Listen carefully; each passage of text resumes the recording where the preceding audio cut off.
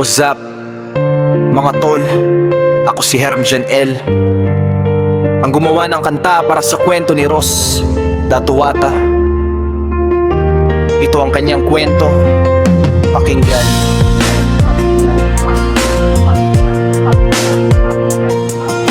Ako nga pala si Rus, kwento ko'y pakinggan. Taong 2015, buhay ko'y nasubukan. Isang buwan sa ospital, halos di nakayanin. Akala ko'y katapusan na ng aking daigdig. Ngunit Diyos ang sandigan, siya'y di nang iwan. Sa gitna ng dilim, liwanag ay nasilayan. Kung di dahil sa Kanya, wala na ako ngayon. Kaya bumangon ako para sa bagong layon. Kahit ilang beses akong madapat masaktan, babawi pa rin ako, di susuko kailanman. Panginoon ang gabay sa bawat hakbang, sa Kanya ko'y aalay bawat tagumpay at laban.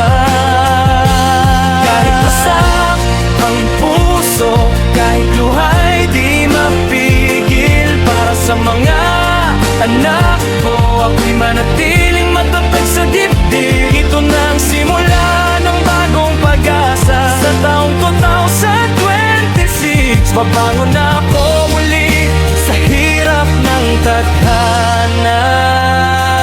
Taong 2017, ako ay lumipad, domestic helper sa Saudi. Pangarap ay hinanap, lahat ng hirap tiniis, lungkot at pagod para sa pamilya ko. Puso'y di napapagod, buwan-buwan nagpapadala kahit ako'y luhaan. 2 taon ang lumipas, akala ko'y patutunguhan. Ngunit pag-uwi ko, parang walang nangyari. Sakripisyo ko'y tila napunta sa walang silbi. Kahit ilang beses akong madapat masaktan, babawi pa rin ako, di susuko kailanman.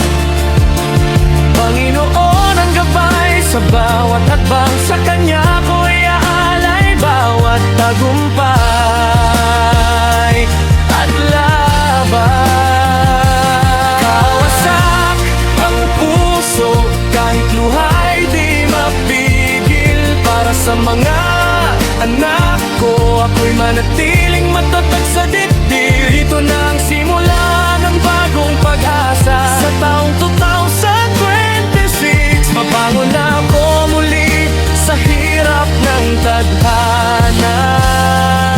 Taong 2021, bumalik muli ako sa Saudi pa rin, dalay bagong pangako. Lumipas ang 3 taon, pareho pa rin ang kwento. Walang ipon, walang pundar, puso'y sugatan nito. Dahil ang asawa ko'y di pinahalagahan, ang perang pinaghirapan ko sa ibang bayan. Hanggang 2024, ako'y tuluyang umuwi. Broken family na kami, sakit ay di mawala. Kahit ilang beses akong madapat masaktan, babawi pa rin ako, di susuko kailanman.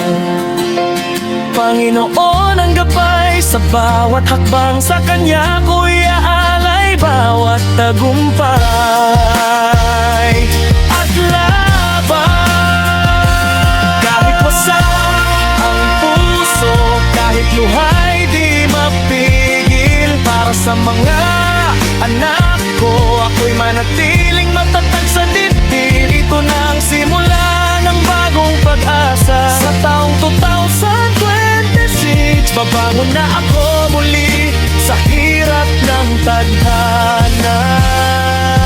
Pero lahat ako'y iniwan at nasaktan, mga anak ko'y hindi ko kailanman pababayaan. Sa bawat luha, may lakas na bumabangan. Pagmamahal ng ina, walang kapantay na tugon. Kahit ilang beses akong madapat masaktan, babawi pa rin ako, di susuko kailanman. Panginoon ang gabay sa bawat kaan, nasa ang lakas ko sa bawat laban. Para sa mga anak ko, patuloy ang laban. Pagmamahal ko'y di magwawakas kailanman. Ito ang kwento ko, alaala ng isang ofyo. Sa hirap at sakit, tagumpay ay makakamit. Maraming salamat Panginoon kung mahal. Ikaw ang sandigan sa bawat paglalakbay. Ito na ang simula ng bagong buhay ko. Kwento ni Rose Datuwata.